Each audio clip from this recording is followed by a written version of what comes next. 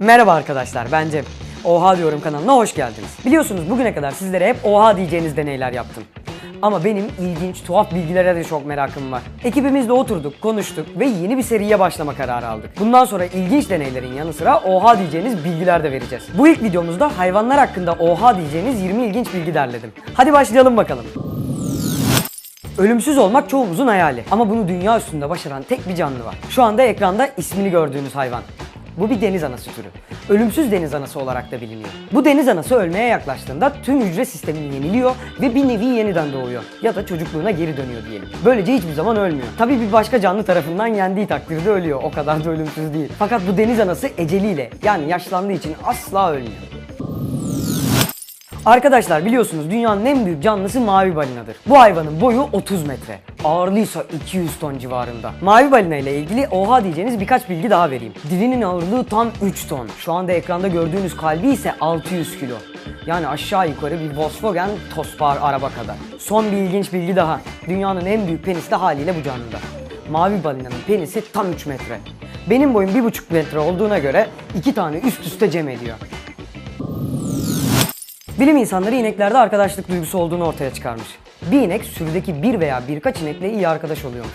Ve tıpkı insanlar gibi birlikte geçiriyorlarmış zamanlarını. Zaman geçirmek dediysek gözümüzde büyütmeyelim tabi. Beraber otlamak, ahıra girerken sıraya girdiklerinde arka arkaya olmak gibi şeyler kastediliyor. Aralarında geyik muhabbeti var mı? Yani iletişim kuruyorlar mı onu bilmiyoruz.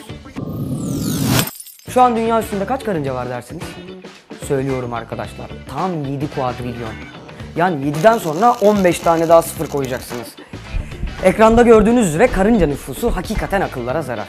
Karıncaların ne kadar çok olduğunu anlamak için bir karşılaştırma yapalım. Şu anda dünya nüfusu 7 milyardan biraz fazla. Bu da demek oluyor ki her bir insana karşılık tam 1 milyon karınca var. Oha diyorum, başka da bir şey demiyorum. Şimdi combo zamanı. Bundan sonraki bilgiler arka arkaya geliyor. Deniz aslanları ile foklar arasındaki en temel fark deniz aslanlarının kulaklarının olmasıdır. Domuzların orgazmı 30 dakika sürer. Şu an kaç arkadaşımız ulan domuz olmak varmış dedi. Kaplumbağalar popolarından nefes alabilir. Çin'de bir pandayı öldürmenin cezası idamdır. Kelebekler yiyeceklerin tadına ayaklarıyla bakarlar. Fareler gıdıklandığında güler. Yunuslar da insanlar gibi birbirlerine isimleriyle hitap ederler. Yani yunusların ismi vardır. Eğer koşullar gerektiriyorsa istiridyeler üreyebilmek için cinsiyetlerini değiştirebilir. İnsanların parmak izi gibi her köpeğin burun izi de farklıdır. Bir başka deyişle burun izi o köpeğe özeldir. Kargalar birbirlerine eşek şakası yapabilecek kadar zekidir.